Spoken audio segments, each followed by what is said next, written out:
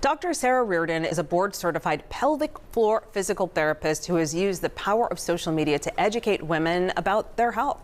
She's out with her first book, and it is called Floored, a woman's guide to pelvic floor health at every age and stage.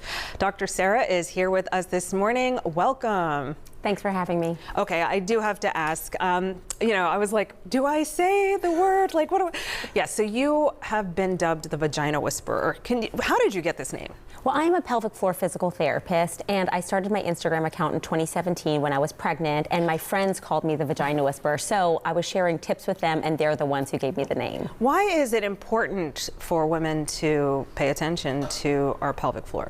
You know, everyone has a pelvic floor, but women go through particular transitions like pregnancy, birth, menopause, but even menstruation and sexual activity that can cause changes in their pelvic floor, and they often don't know that there's an issue until a problem arises. So being proactive in the education and care is really important. And tell us about, you have your first book out. Yeah. How exciting. So what made you say, let me put this in print?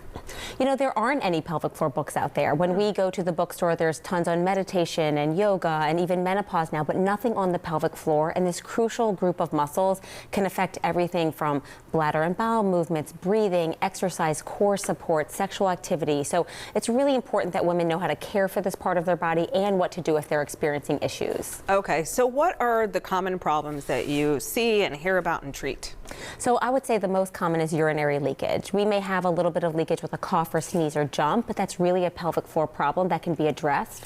Other things like discomfort with pelvic examinations or sexual activity, even pooping problems like constipation or hemorrhoids, all of these things can be pelvic floor related. Okay, and so, I mean, is there one solution or are there many? You know, the narrative for pelvic floor health has often been just do your Kegels, but Kegels are a strengthening exercise, and a lot of people actually have tension, and Kegels could make their problems worse. So you have to determine whether you have weakness and need strengthening or have tension and need relaxation. That's the first starting point. How do you know the difference? Well, I go through this in the book, yeah. Floored, and you can see a pelvic floor physical therapist. We're all over the country, and there's definitely some here in Memphis as well. Is it different for those who have had children versus not? I mean, because I've even heard of the bladder dropping. Right, and is that part of the pelvic floor? That is part of the pelvic floor. So your pelvic floor supports your pelvic organs, your bladder, your uterus, your rectum, and that's called pelvic organ prolapse. That can become more common after birth or menopause. And often we think that these are just a normal part of aging or motherhood, but really anyone can experience pelvic floor issues at any age, and we need to treat them instead of just saying, oh, this is normal. There's actually a very good treatment option like therapy. Okay, and what is maybe one tip beside the Kegels that you'd suggest? So as much as we work on strengthening the pelvic floor, we need to also work on relaxation. That can be just taking big, deep breaths throughout the day, unclenching your bottom, uncrossing your legs, and movement.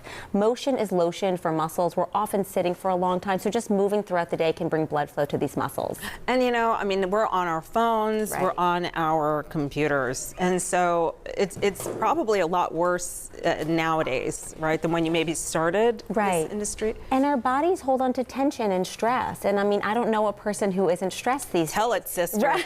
So it's really important that we look at the mind-body connection as well, not just the muscles. But again, some people need strengthening, some people need relaxation. And it's just, I think the first thing is knowing which pathway to take. Okay, and so tell us about your book signing.